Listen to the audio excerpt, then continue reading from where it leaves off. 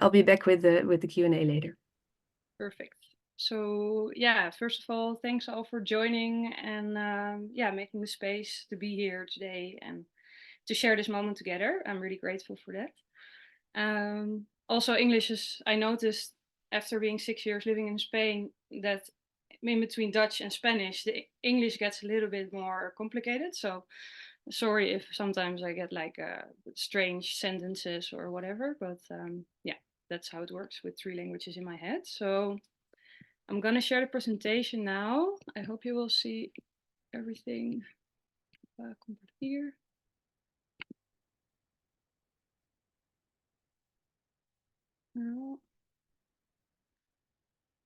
And then I will share my screen. And let me know if everything is visible and hearable.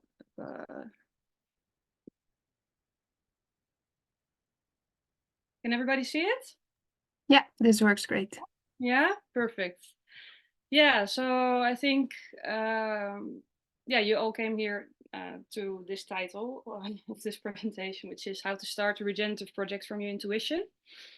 And we actually started this, or we thought about this session because I got a lot of questions from people that maybe have a similar dream, want to make a move in their lives, but they don't know how, and they reach out to me or to us and ask, like, how did you do it? Like, how did you end up there? How did you end up buying a farm? How did you end up living in a yurt? So yeah, we thought, okay, so there's a lot of questions around this how to start. So we're gonna just create a session, and so we can share our story. And I think it's before I'm gonna start telling my story, I think it's nice to like have a couple of a minute maybe or so to be silent, to get in your body and maybe ask yourself, what does intuition mean to you? Before I'm gonna explain my story, because then maybe you're influenced by my story, and I think it's nice to check in with your own body. What does intuition mean to you? And if you feel like it, you can share it in the chat. And that's how I would like to start. So yeah, if you could take a moment for yourself and check in with your body, what's intuition for you?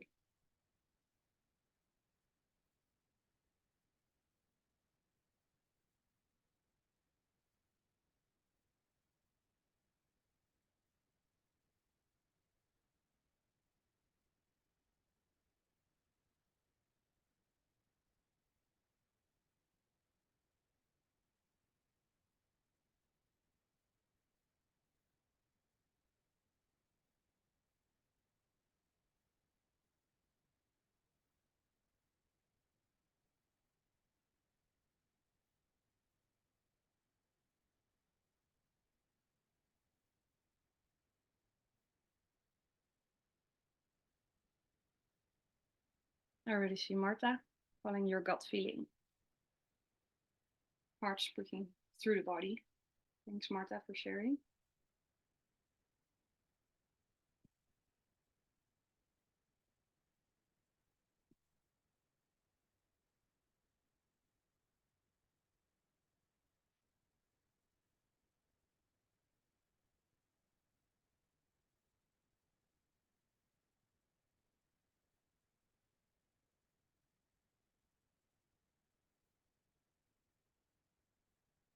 See Marije, feeling where my energy flows and where it stagnates. Nice. Feeling what is right for you at that moment. Thanks, Jim.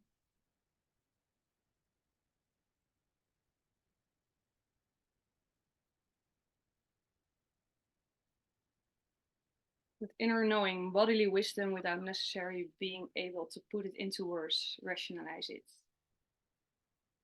And a deep sense of longing that gets diverted due to the context in which you live. Wow. I really love the different answers to this question. Thanks so much. I don't know if there's still people writing, but I think everybody is kind of done, or maybe you want to keep it for yourself, or maybe you can also share it later, but at least you had a moment to think about it or feel about it.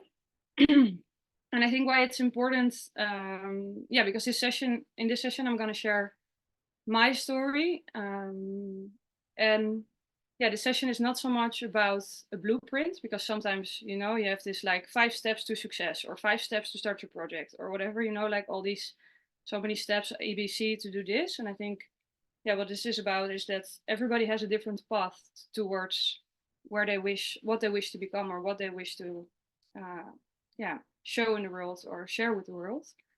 And I think for that, for me, it really helped me to listen to a lot of other people's stories, to be able to grasp, how many different possibilities or how many different life paths there were, and to be able to choose my own. So I think, that's what we're going to do today. I'm going to share my story, and I hope it's helpful to you in that sense. And it's helpful to choose your own path. So I'm gonna share first a little bit about myself. So I'm Laura, and I think maybe why you came here today was because of the project that I'm now part of. That I started with my partner, which is Cal Tut, which is a 70-hectare farm in Catalonia, in La Garrotxa. And it's mostly, as you can see here, it's mostly forest and some hectares of farmland and tree ruins. But I will get more into that later. That's what we're at now. I'm also one of the co-initiators of the regenerative coöperatie. But before I came there, or before I came where I'm now, there was a long journey. So that's where I'm going to take you on right now. And that journey for me was actually all about a path of disconnection, alienation, to connection and regeneration. So that's where I feel like when I left Amsterdam, actually, to where I am now, that's what my journey was about. But the journey actually started a bit early. I think it's good to know that this change already happened when my parents made a decision, because we were living in Haarlem until I was 12. And they already wanted to leave the city for a long time, but they couldn't manage. And at one moment they were together with friends, and they also wanted to leave the city. And at one moment they were like, let's do it together. Let's make it happen, because we cannot do it on our own. So they bought together a farm on Texel, the island of Texel. You maybe know about it. And you see here the view from our house, or from my parents' house, that's next to the dike, next to the sea. And first I was really angry, really angry. So it was actually a really difficult step for my parents to make, because they had a really angry child that didn't want to talk to them for a couple of months. And everybody said to them they were crazy, because they didn't have a job on the island. You don't do that together with friends, because you're going to have a really bad fight later. It was really not an easy step. But the moment that they did it anyway, because they really felt we have to do this, it was really something they felt like, if we're not going to do it, we're going to lose an opportunity. And when we started living on the island, all of a sudden everything for me changed, and I felt I found a place. I found a part of myself that I didn't know, and that was the part that was freedom, and it was self-expression. And I really got the first really close encounters of what it is to be part of nature. And I think you see it also on my face here. It's with one of my best friends, Pascal. On the island, and we were playing around, we felt free. You see the bird, I think it's a nice symbol, like, of the free bird above our heads. And that's for me something that really symbolized that move that my parents made. That was very brave move, but in the end really worked out for us really well altogether. And that was also where I started being active, or activist, whatever you want to call it. Where I joined the COP15, the climate conference, when I was 15, as a representative of the island. Started in the slow food movement, because I felt this island was so precious for me that I wanted to protect it. And yeah, from there, of course, everybody leaves the island in the end if you want to, or that was normal. That was what the normal path was. So yeah, when you're 18, you leave the island and you go studying. I think that's the path that most of us took. So after a year of traveling, I went studying in Amsterdam. In just it's called Future Plan Studies. It was about how to, like, all the problems we have, environmental problems. And yeah, I felt, of course, I made a lot of really nice friends. We did a lot of really cool projects together. I love Amsterdam, but I also felt really like the first day I was there, my bike got stolen with all the keys of my house. I don't know, it was really from like going from this world where I felt really part of nature to a city where I felt kind of locked up and stuck. And I lived there altogether for 5 years, first studying and then worked in a sustainability startup. But yeah, this feeling of being stuck never went away, and I think it's something that I really felt in my body because I don't know if you have the same, but I know a lot of people have that. When they're stuck, it's expressed through your body, and I had a lot of eczema. I experienced a lot of insomnia. My body was just not. My body was telling like that something was not right, and in the end, at one moment I was like, okay, I'm very stuck. I was aware of that I was very stuck. That was already a relief that I was aware that I was very stuck, because in the beginning it was more like, something is not right. I don't know what's happening to me. At one moment I felt, okay, I'm very stuck. This is not the life I want. So I decided to break with everything. So I quitted my job. We just ended, which was a beautiful 5-year relationship, but what didn't work anymore. I left my house, and I started to walk the Camino Santiago. I don't know if you know about it, but it's a pilgrim's tocht tour through Spain. Well, you can do it from your own country. You can start in the Netherlands and end up in Santiago. You can start wherever and end up in Santiago. I started in France, and in the end ended up in Santiago of Finisterre, one place later. And already when I left, there was already such a big change. Like, already being in movement, I felt like something fell off me. And I started to meet very special people on my way.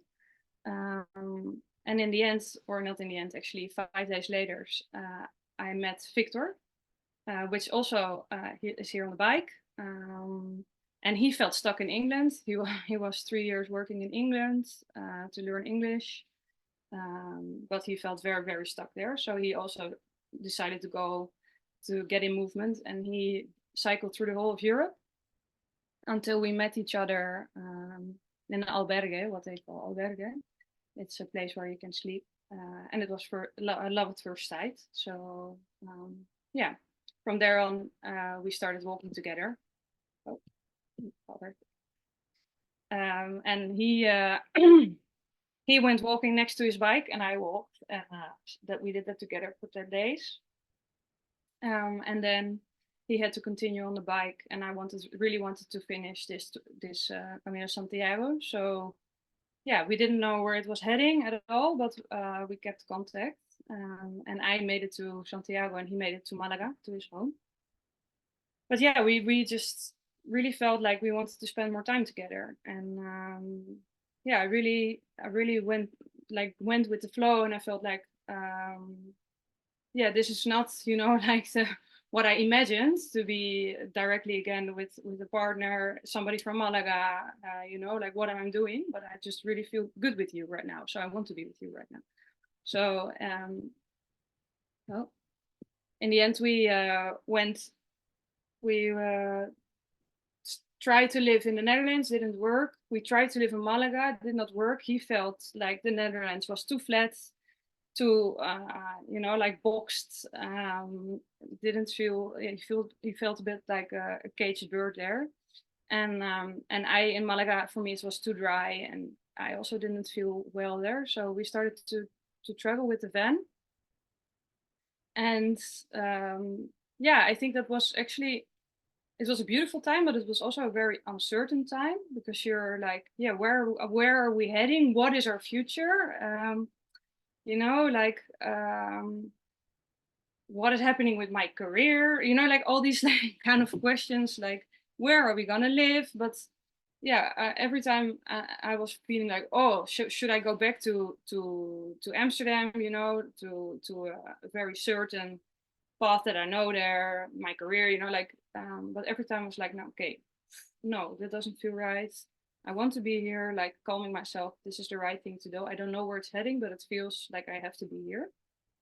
So that was actually here. I think it's very important if you're really want to realize, like, go out of being stuck to something else, that the transition period can be very uncomfortable. And I think you need a lot of courage to go off that beaten track and to go out of control.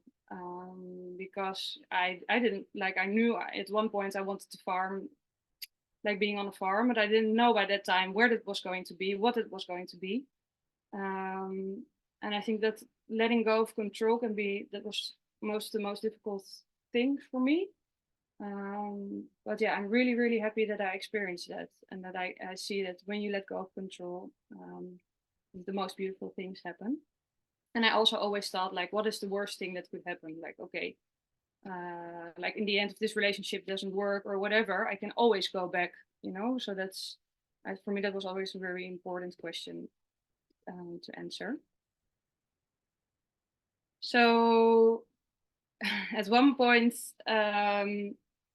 with the van, I was working on a project, like I wanted to do something useful. So I called the only Spanish woman I knew, that I knew also that she was working on a nice project, like if I could help her. She said yes. So for that project, we had to go to a village, and it was this village, Mieres, where I'm right now. And when I entered this village, I was like, wow, this village has something. Like I really felt that, like, this, I don't know, like the air, the people. I just felt very good in this village. So I called Vic and I said, because he was doing a guitar building construction course at that moment in Zaragoza, and I said, I think I know a place where we could stay for a while. So then he came with the van. And with the van, we got to the village. He also felt really good at the village. So we're like, okay, so why don't we stay a while here? It's a place where we both feel good. And it's somewhere, it's funny, it's in the middle of the Netherlands in Malaga. So it's like kind of in a middle point. And but that, yeah, we couldn't live in our van. Like it was at one point, we're like, okay, we should live somewhere else. And then we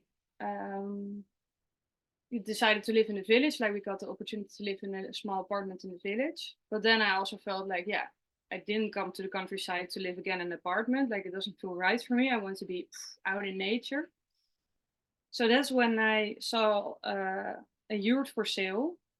And I was like, okay, like why not? If it can be on the place where it's right now, why not live in a yurt? So we never tried. Well, let's try.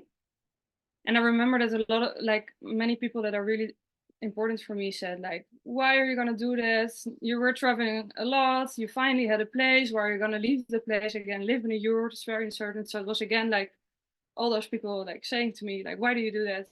But I really felt like, no, I felt very excited. I felt it in my heart. I felt it in my gut. Like this is something I want to experience. So we bought the yurt. And that's where we first lived for 1 year. Close to Cal Tut, actually. You see here Victor and Libai, what I'm going to talk about later. Sorry, this one we're going to do later. And then,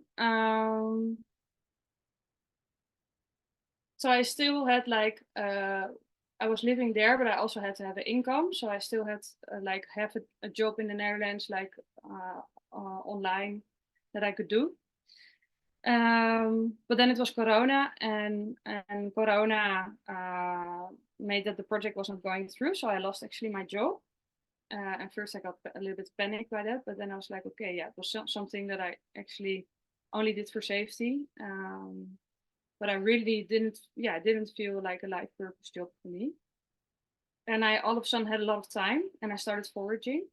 So you see here a lot of kind of mushrooms around. And I also really started to dive into the subject of regeneration through mushrooms, actually, because mushrooms have a crazy opportunity to regenerate soils and create from that material something really beautiful. So I really got through that in regeneration. And I didn't have the job anymore, but I felt like I want to spend all my time on, this really important thing of regeneration. I don't want to have another job anymore to be able to live and then spend my few hours on, like the things that are really important to me. So that is where Sophie and I started actually the Regeneration Cooperative. And it was, actually also through the fact that I lost my job really gave me the opportunity to do that. So then we also heard that the yurts where we were living, we had to go. So that was also very painful. But Ibai, the guy that you saw in the other picture, he was starting a community here on the farm that we are living just right now in Cal Tut. But it was very difficult. There were like a lot of people, there was a lot of conflict. And he said, like, why don't you come with the yurt here? Come here and be of support of me, because I need some people around.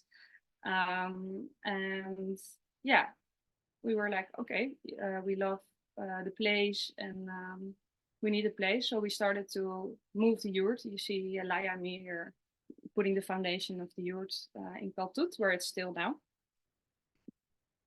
And here is how Cal Tut, how we found Cal Tut for the first time. You see the kitchen in the house. It was crazy. It was really like a heavily burned place.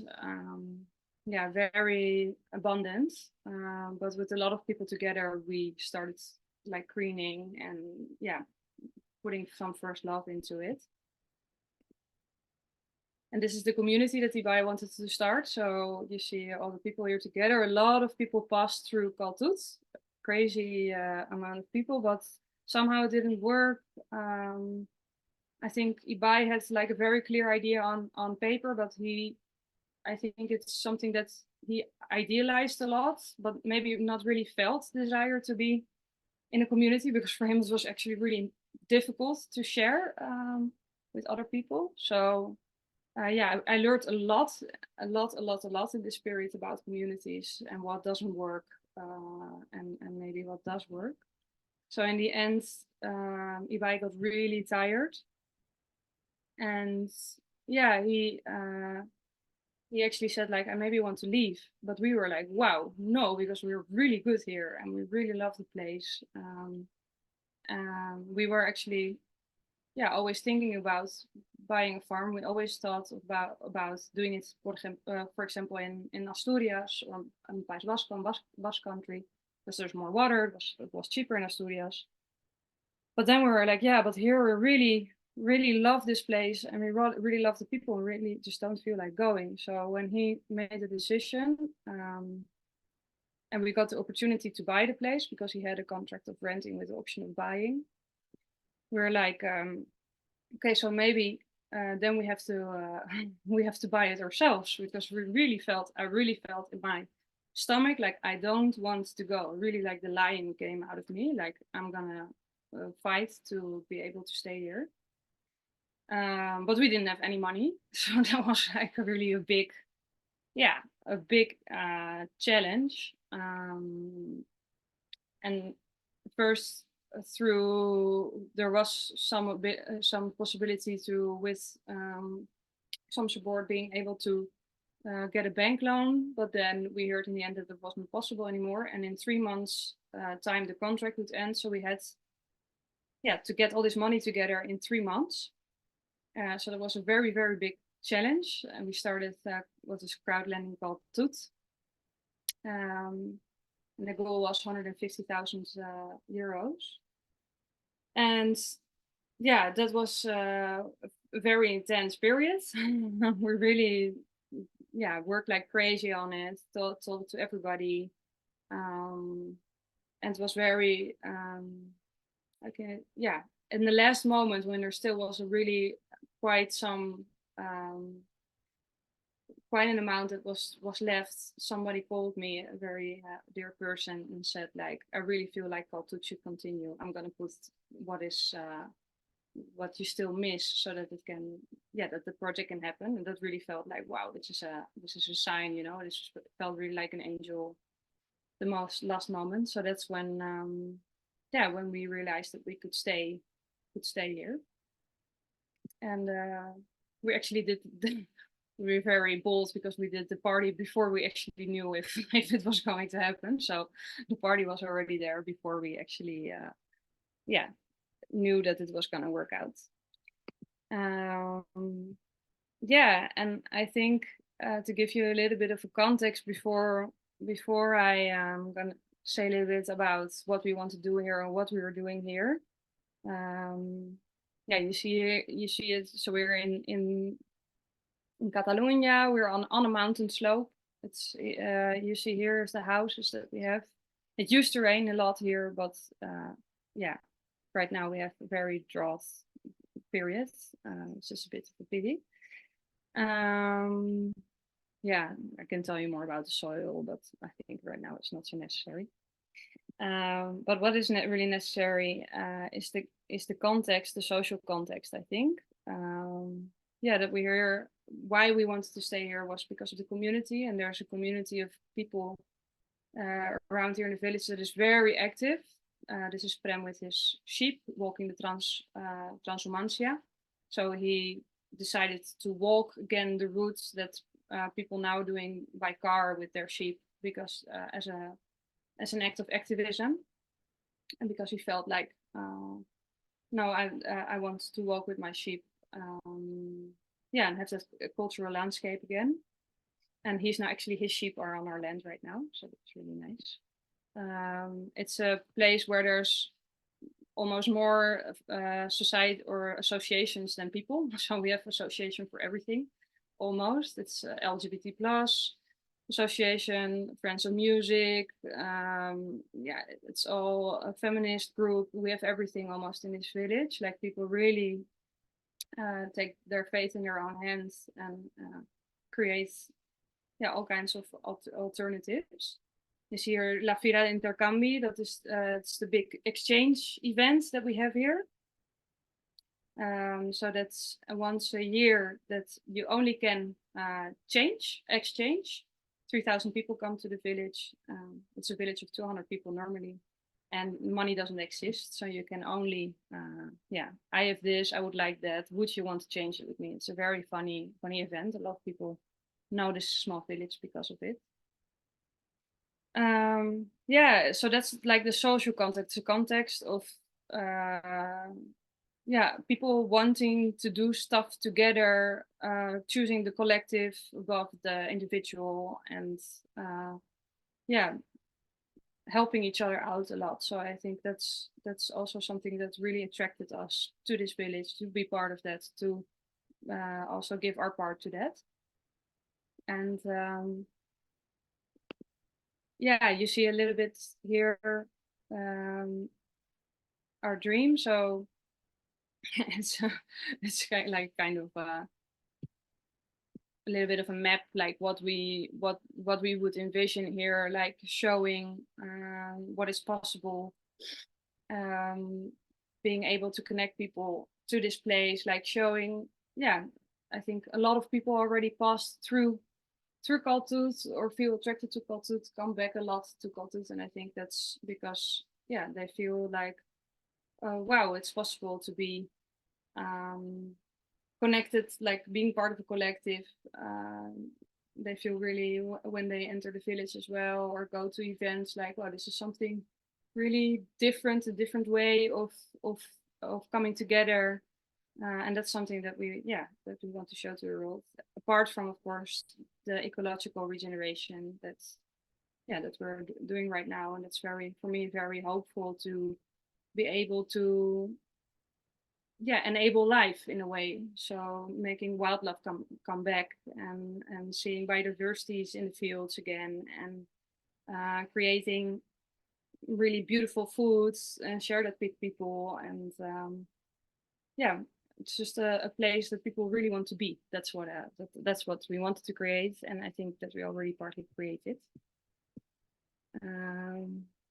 So what you see here a little bit, what is already there. So we have the main house of 1798, 1889, sorry. That's Cal Tut here. It's really a ruin. We have the house that we live in right now, Cascvetari. We have a barn, a chicken coop, a big square, La Matilda, where I'm now. That's a small, kind of model home. The yurt, 4 dry toilets. I think we're the farm with the most dry toilets in the whole neighborhood. 3 vegetable gardens, 2 orchards, 2 other areas of fruit trees that we planted, an old vineyard that we are regenerating right now, 8 big fields, crop fields, and parking space, not so interesting, but also here. Now you see a little bit here. Here is the big main house, here's the other house, the barn, the square. And this is the zone map, what you do with permaculture. So the zone, 0, 0 zone, but the central part is here with the square. This is not so interesting. This is also something you do with permaculture, like where is the sun coming from, where is the winds are coming from, where the fire hazards are. It's something, if you want to design your own farm, you can go into that. And this as well, and this is a little bit what we're creating here right now. Facilitating resilient ecosystems through regenerative practices, creating system change through education, so showing a lot of people and showing the magic of nature actually to other people. Contributing to living culture with crafts and eco-cultural activities. Victor is a guitar player and a guitar builder, and I think for us that cultural part is also really really important in our project. That we always wanted to come back. The music is really important for us. And creating resilience network, living community, and contributing to that solidarity economy that Mieres already has, but I think can only become bigger and better and stronger if you contribute to that. So that's something that we're also really doing right now. And we're doing the regeneration week, so that's also where Elliot came to. Inger was there as well. Jim is the chef there. Really, really good food. These are a bit our celebration weeks, where we share all the knowledge that we already got with other people, but we also the people from the town give a lot of workshops because they have a lot of knowledge on these themes. We also really celebrate and cook great foods and a lot of music. And they're now in spring. We have them in spring and autumn. And in spring, we have now from the 27th till the 4th and the 11th till the 18th. So it's really nice. And the first one is already full, but the second one, we still have some spaces for people to join. And I think this is a bit the last thing that I'm going to talk about before we're going to, you can ask questions and we can go further into the topic. But I think it's, important to see, like, it sounds all like, whoa, maybe easy right now, but of course it's not easy. It was really, really not easy. And I think there's a lot of challenges going on this path, and there's also many opportunities. But I just wanted to go through that also right now. And here you see a lot of challenges. I'm not going to go through them all because then we're still, we need a lot of time.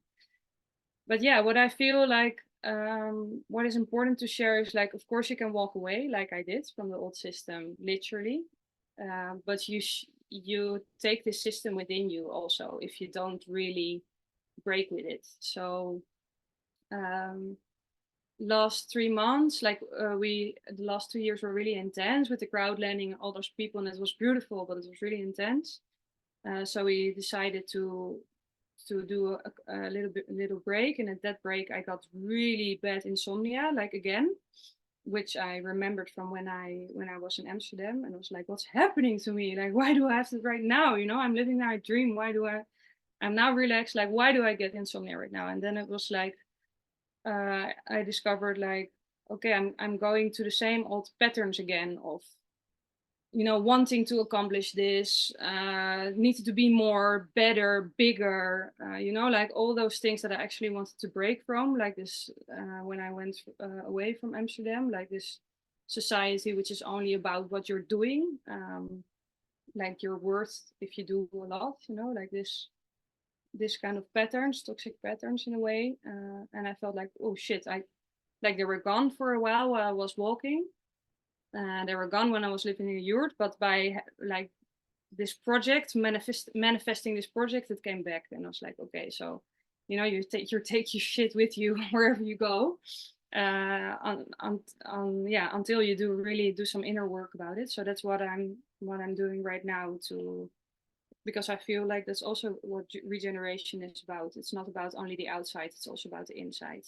Because otherwise, you can also be very unhappy in a beautiful place. You know what I mean? So I think, yeah, for me, that's the main takeaway now of the challenges. Well, there are other big challenges as well that may seem very big, but for me, this is the most challenging one actually. Yeah, how do I behave in this project? That it's, yeah, something that's internally coherent with the external world as well. So that's yeah, was a big challenge. And then I think the opportunities, yeah, but for me, so beautiful about this, it's like a life work, it's fulfillment. Like I don't talk about work anymore, it's just life. So that's for me like a really big difference, where I first had a job which started then and ended then. Like now this is just what I'm doing, is what I'm doing because it's life, you know, and it's and I just want to do it. And that's, yeah, I think it sounds really easy, but it's so different. And I think here you see some words that I found nice in Spanish that they use in the social movements right now, because trabajar is work and it comes from slavery actually. So I think it's something like really in the words already, you know, like you can see already from the words what it's about. So trying to go from trabajar to tragosar, something that you enjoy. Tragosar is enjoying. And economia, I find it also funny, like economia, to go to eco sin nuestra. So it's economy that's for us. It's not, it's for something to creating for us together, instead of like this me. That's, yeah, actually ruin our ecology. So I feel like that's something that I can really manifest here in this project. And yeah, really feel really fortunate to be able to do that. So and of course there are many other yeah, opportunities as well. But I think it's nice now, yeah, to close a little bit this story. I told a lot of things. Maybe you have a lot of questions, maybe also about things that I didn't talk about. So yeah, first I want to say like tot somos tut. So this is a lot of people that are really passed for the farm, and I hope many more will join. So I just want to say like, Cal Tut is not me, it's not Victor, Cal Tut is all of us. So yeah, for me that's a really important notion. And yeah, I think it's yeah, good to open up the floor for some questions, maybe some comments, and then we can do a little exercise as well after that. So I'm going to stop sharing the screen. Yes, thank you so much, Laura, for the beautiful presentation. We have plenty of time left for discussion. So like Laura said, maybe first we can gather any questions there might still be about the presentation.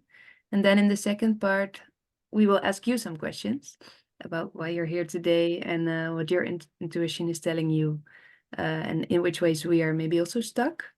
But first, any questions to Laura? You can either raise a hand and just unmute yourself. We will take turns, or you can write them in the chat. So I already see a question from Yasmina. We are planning a trip from Rotterdam to Aragon.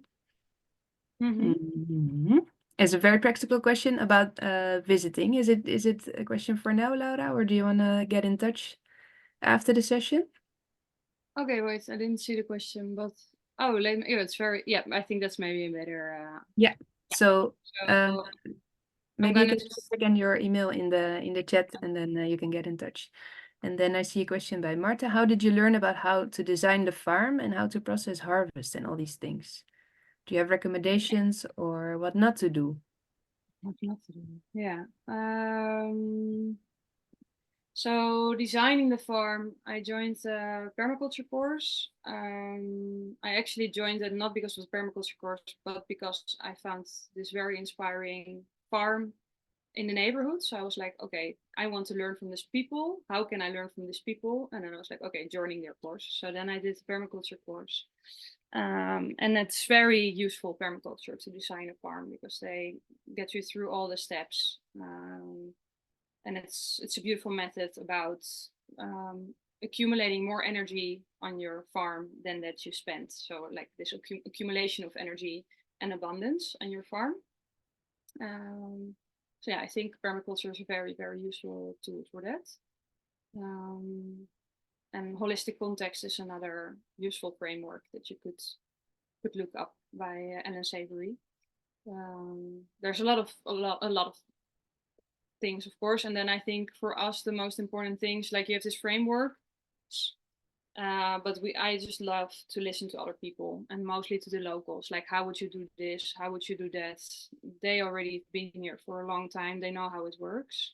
So that's actually what I have. All these frameworks, I have a design, but in the end, I listen to Juanito, for instance, our old friend who already built his farm, knows how it works. And, I think for me that's the best.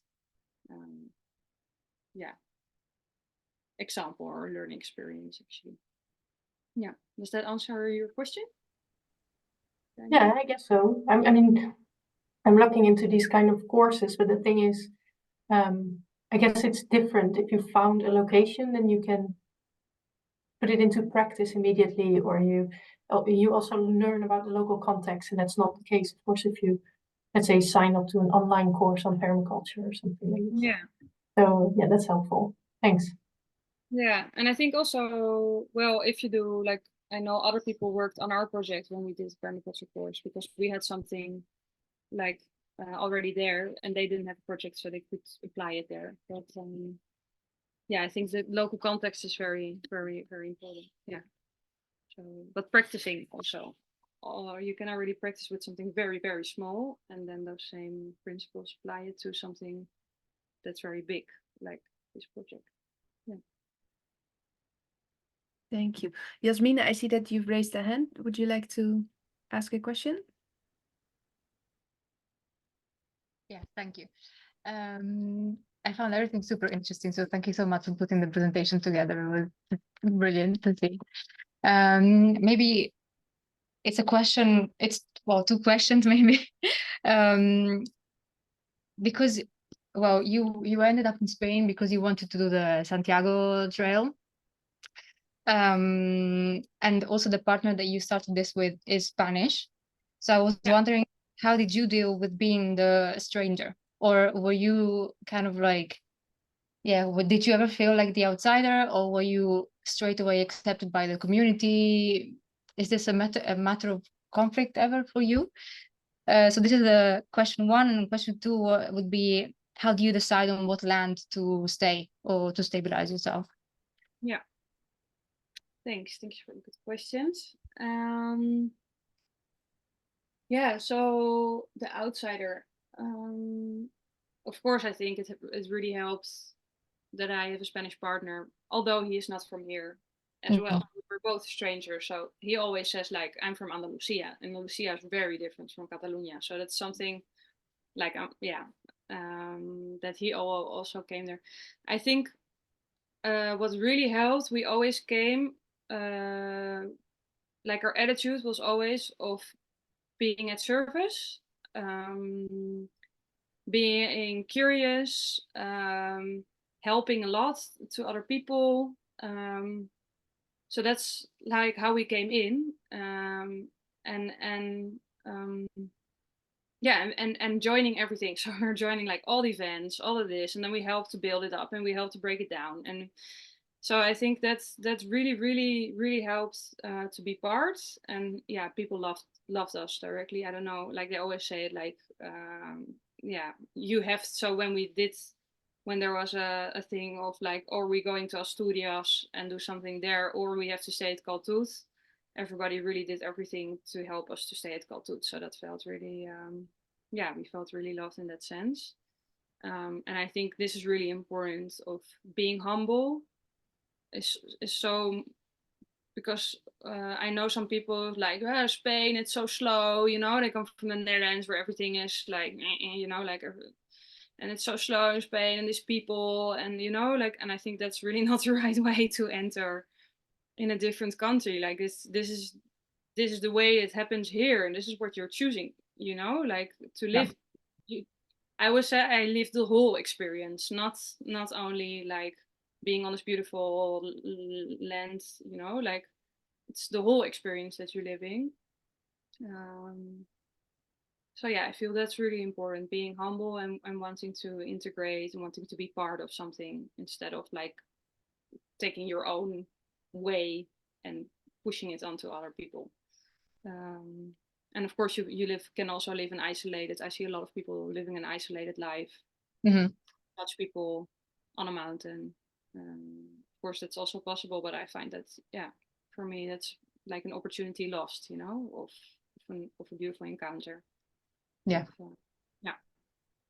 So yeah, no, I never had. I feel really, but also like, I feel really at home with the Spanish culture. Like my parents were already. My father invited all kinds of people. Always, we always were eating with a lot of people on the table. So for me, I was always touching people, and Dutch people find that uncomfortable. So I felt like coming home here also in a way. So I think that's also important to a place where you feel at home yourself as well. Yes, I mean, me and my partner, he's also in this call, but we are both Italian from Italy, so now we had to. So I think we're very similar to the Spanish culture in certain. So we found it a bit difficult. Yeah, of course. So basically, we had to do what you've done, but in the Netherlands, and now thinking of going elsewhere. Again, then it's a matter of deciding where to do it. So maybe the second question would be, how do you decide where to do it, or what's the best places to do it? There's a whole world, isn't there? Yeah, exactly. So that's the whole thing. Like, that's where the tricky part comes in. So there's no way to do it. There's no blueprint. The only thing is your intuition and trying a lot of stuff. So, and like, so we were in the Netherlands, and my partner said no. Like, we were in Malaga, and I said like no, I didn't feel at home there. So then. And we traveled through a lot of places, and I felt like no. And then I came into this village, and I was like, ooh, like something. It was just, this is the intuitional part. Something there was like, like, ooh, what is this place? So I feel like, or it comes on your path, or you just start to try. Somewhere in your intuition, you maybe say like, I always thought of this place. Let's try, and then try, and then no, it doesn't feel right. You go a little bit, when something doesn't feel right, go left, like this kind of thing, like and then you try in the next bit. And I mean, I tried a lot of stuff, also in working, that in the end I was like, it's not my thing. I started to cultivate mushrooms, really not my thing. Like, I thought that, well, this is the shit, like regeneration, gonna cultivate mushrooms. It was really not my thing in the end. But I tried, and now I know what I don't like. So yeah, in that sense, trying gives you a lot of experience, I think, in the end of what you know. And if you know that culture is important for you, then I think going to more Mediterranean, maybe places where you have this kind of sensation, maybe it's not a bad idea. I don't know. Yeah. Oh, thank you very much. Question.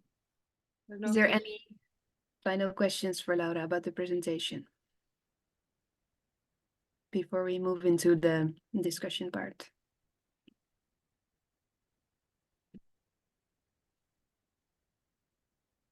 I think that was it for now, and if anything comes up, let me know. So I'm gonna look at you for a bit, Laura. Do you think it will be nice to have a plenary discussion or to go into groups? No, I think planner, yeah. Okay, nice. Yeah. So we are very curious what brought you here today, and we are, one of the goals of the RC is also to inspire people to start their own projects, and we are hoping to see more projects like Cal Tut all over the world, and to see more and more people getting unstuck and in touch with nature again and in touch with their intuition. And possibly this is also why you joined this call today. So we just want to have a little discussion, like, what do you feel is calling you? What is your intuition telling you? And also, in what ways are you stuck? Like Laura described the feeling of being stuck a couple of years ago. Is that something that resonates? How did it feel to hear about that? Do you maybe relate? And then finally, how to start movement. What is the first step that you could take? Laura talked very literally about moving and walking and traveling. Yeah, what could movement look like for you? What is the first step to take? So I'll put the questions in the chat, and I think we all process these questions differently. Some of us might immediately know, oh, this is why I'm here and this is what I want to answer, and maybe others need some time to think. So I'm gonna give it like 2 or 3 minutes. Maybe you can write something down or just sit with yourself and think about it for a bit, to think about these questions, and then in 2, 3 minutes we'll open up the floor. If you can and if you want to, it'd be nice to have your camera on so we can actually see each other and have a little bit of a chat. But first, let's take some minutes.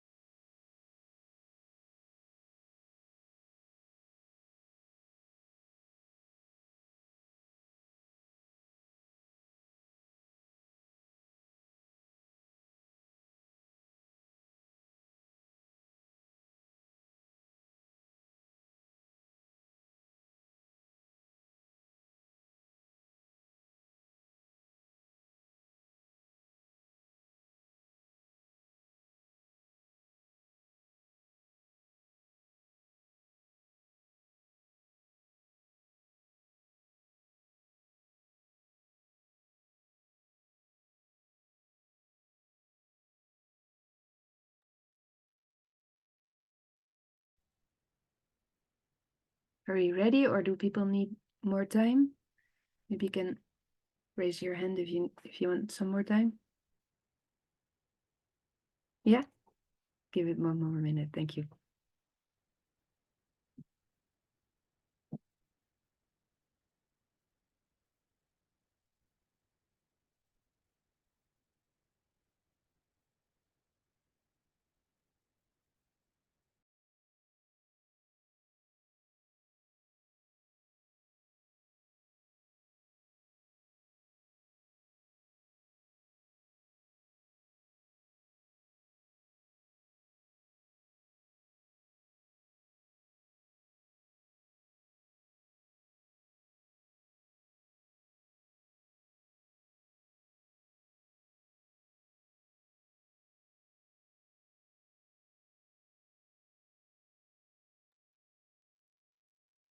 Okay, so maybe we can slowly get started and people can finish their final thoughts. Is there anyone who would like to start sharing?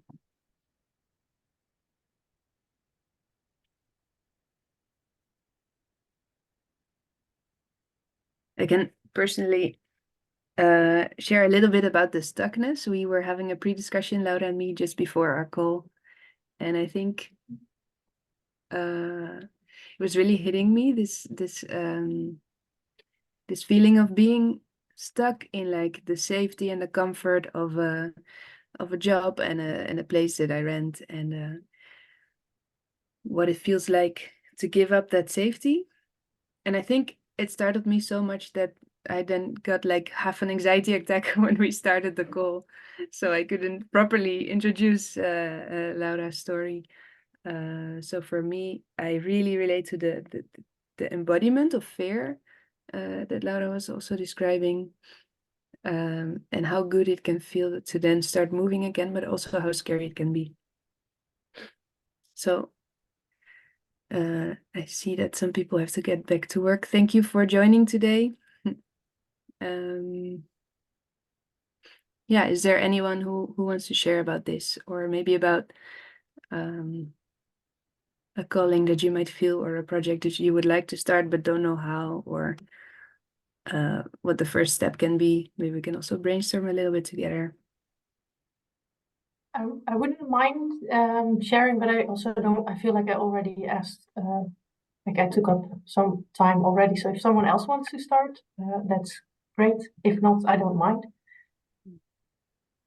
Thank you. I think it's very welcome if you want to share. I would love to hear you. All Yeah. right. I have this kind of like vague, big dream of just a little bit of an introduction. I used to work as a scientist, and I had this like natural curiosity towards natural sciences, earth sciences, physics, all kinds of things. And I had this vision that if I would work as a scientist, I would be outside all the time, exploring the world, all these things. And that's just not reality. I just had to write papers and a lot of pressure and stuff. And I lost my enthusiasm.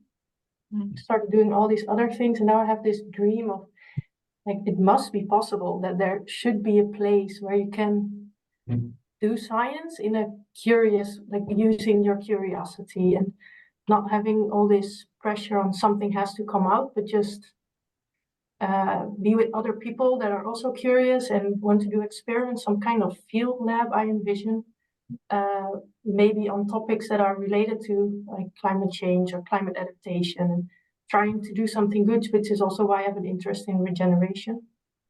And I have no clue how to start or how to get there. And I feel stuck in a sense, well, what you also say, just yeah, I'm a good citizen, doing my work, paying my bills and stuff.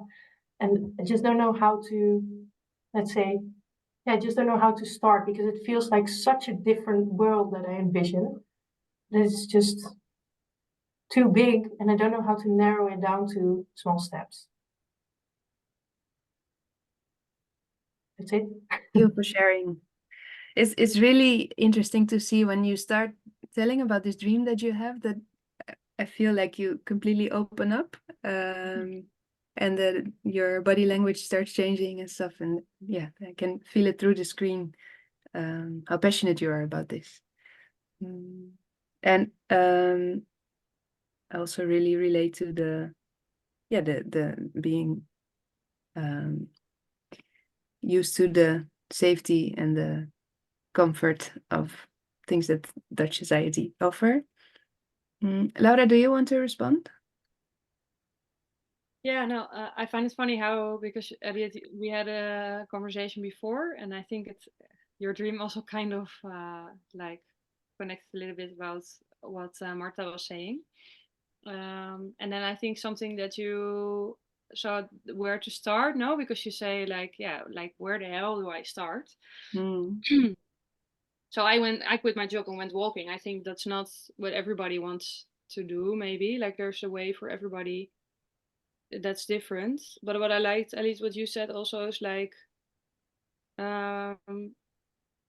so we have this mainstream thing, like that's the career in science and all that kind of, like, or university and work, whatever. But there is a lot of people doing it already differently. And what really helped me was, looking for those places that were already embodying my dream, to see that it's possible. And that's what you said, Elliot, like there are already people doing this. So also in science, there are already people doing this. There's like this, I know, like more creative collectives on this, like I don't know so much about specific, like I'm not so much into science anymore. I broke with the science world, but I know it's possible. Like there's already people doing things in a different way, also different kind of universities. So what I also liked about what Elliot said is like, surround yourself with people that have the same dream, and then that's already a really nice start, like because then all of a sudden it doesn't seem so big anymore. So then how to find them? Because I don't bump into them, let's say, because everybody is in the same like system or doing the same things. yeah, sorry, yeah. No, it's really the question. Like, I also feel like there must be people, but I Yeah. never met them, and I don't know how to find them. Yeah. If you don't know how to find, like, of course you can like look around, but what me really helped was like what you're doing right now. So you're sharing your dream, and we hear that, and then we maybe know somebody, or when we hear of somebody, we're like, hey, somebody told that already before. Like what me really helped was like getting it out, because otherwise it's stuck in your head. Nobody knows about it. I just sent you a message in the chat, Marta. Look, nice. Yeah. I already saw you unmute. I thought it's happening right here. This is an example of how this works. Just start telling everyone about it. Yeah. Nice. Yeah, I'd like to connect, Inger, if you want to set me up. Yeah. Thank you. Thanks for sharing. Yes, thank you so much. Is there anyone else who would like to share? Yeah, sure, I can share something. I grew up as a farmer's son, like in a traditional farming system, and I currently still live there in the Netherlands, in the eastern part of the country. And yeah, I have a lovely job at a food production organization, and I'm soon going to probably be in a sustainability role. So that's perfect, but yeah, around that, that's still a lot in the current system, and I sometimes doubt my current work, like, can I bring society anymore? Because yeah, sometimes it still feels like within the same system, kind of like a bullshit job, if I may say so. And yeah, my father says then, yeah, just start on our farm. I can give you a little land and just start. But then I get a little stuck, like I have no agricultural background apart from that I grew up there, no kinds of, yeah, knowledge about planting. And I want to feel just a little comfortable with where am I beginning, and yeah, what can I do? Just a little bit of, yeah, knowledge to what you're going to do with the ground. Are there any, yeah, tips or some things for that?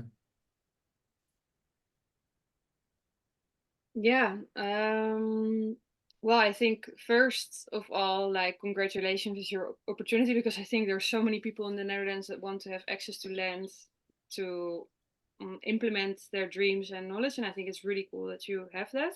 So I think that's Thanks. something to acknowledge yourself first, like, wow, I have this opportunity of this access to land.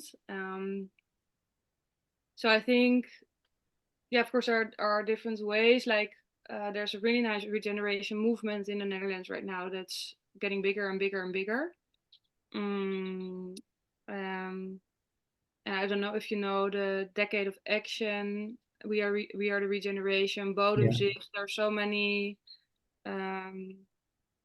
initiatives that are taking people that want to get this knowledge on a journey, or like guiding them. Mm-hmm. I think where I would start is like getting in touch with these kind of people that have this knowledge, but also getting out there that you have the possibility to do something on the land, because there's a lot of people that probably want to join you and help you, because that's something in the Netherlands that's really a gift, you know. So that's where I would start, like getting in contact with people that are already into regeneration of land. There are a lot of people right now in the Netherlands. Landland, there are so many initiatives. And getting out there that it's like the same what we were with Marta, like getting out there that you want to do something, and then things happen. So that's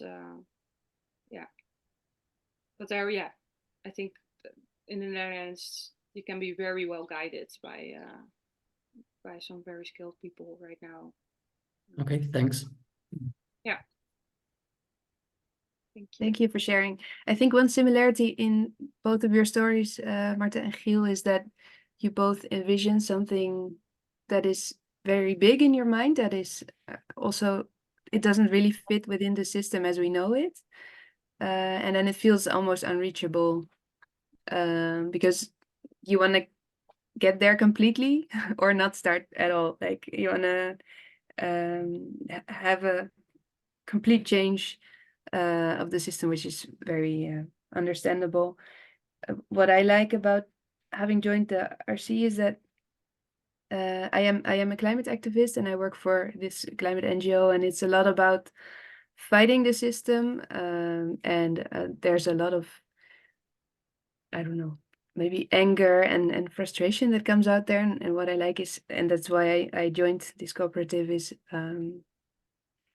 the fact that you can also start in very small ways to design the world in a way that you envision it. Like after the revolution, how would you like the world to be, or society to be, and why not start right now? Like why are we actually not creating these spaces or these projects the way that we want them to be? And I think it really helps to find each other here in this call, to connect and to say out loud what our dreams are as many times as we can.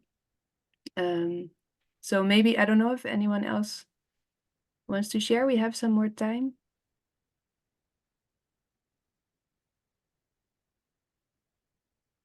And we are not gonna check on you if you're actually, it's not a commitment to completely change your life. But maybe we can think together about the first steps. Or maybe anybody who would like to share something about the stuckness. I can share something. And I think, well, Laura partly knows where I'm working at, and maybe you too, Elliot, because I know also Laura from being there last summer in Cal Tut. And I was actually in a quite difficult period of my life, in a big transformation, and it helped me a lot to draw and to dance and to write. So working on expressive arts. So actually what I want to do now is work with it with other people as well, not only for my expression, but use this as a way, well, to connect, to transform, which is, I think, also part of regeneration. And I'm a bit in between, like, okay, I want to do this and I'm working on it. But what is the first step? Is it to find the collective, to find the group, or is it to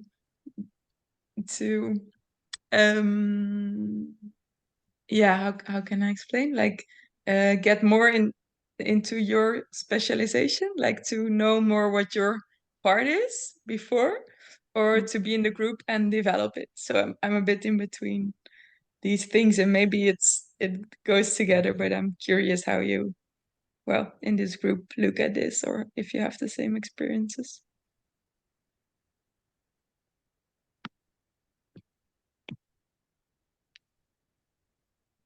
Thank you. Is there anyone who would like to respond?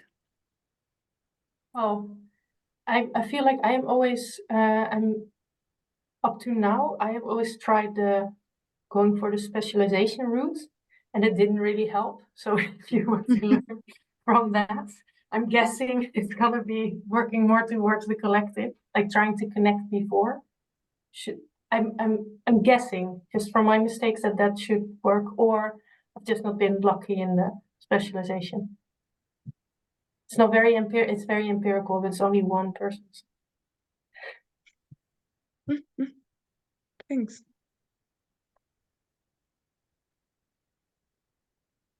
Yeah, I have the same feeling. Like, we are of course in a collective, and I find it super, super enriching to also find your place in a collective, because you get a mirror all the time.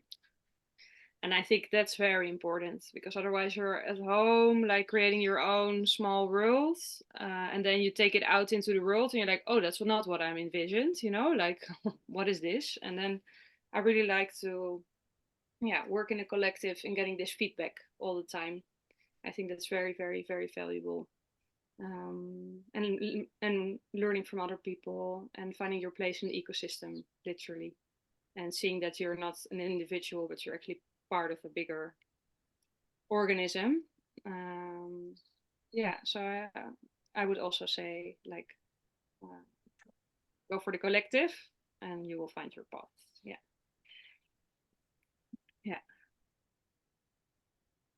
Thanks.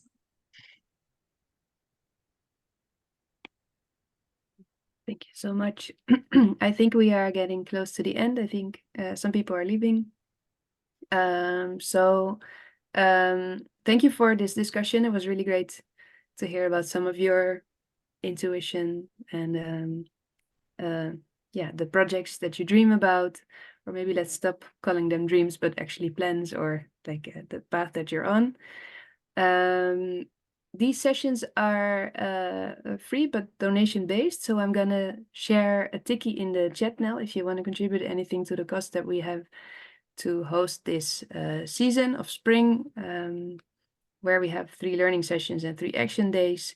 You can donate through the ticket. And like I said, this is the first session of the spring, where we're gonna have a couple more. I will also share a link in the chat to the website where you can see all the events.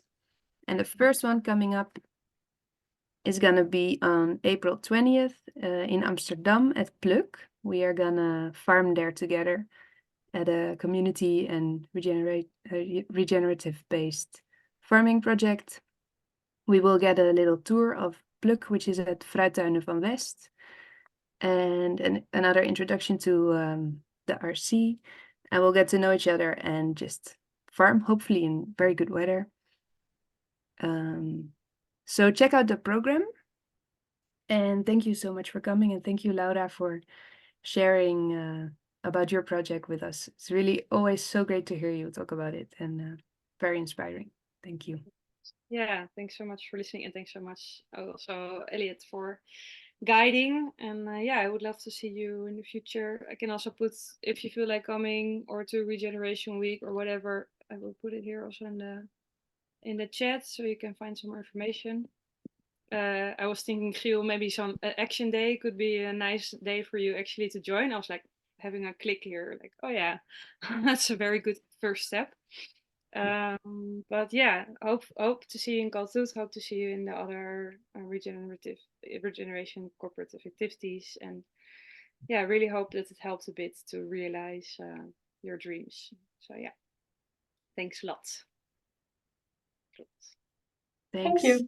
Have a nice day, everyone. Thanks. Bye. Doei. Bye. Thank you. Bye bye.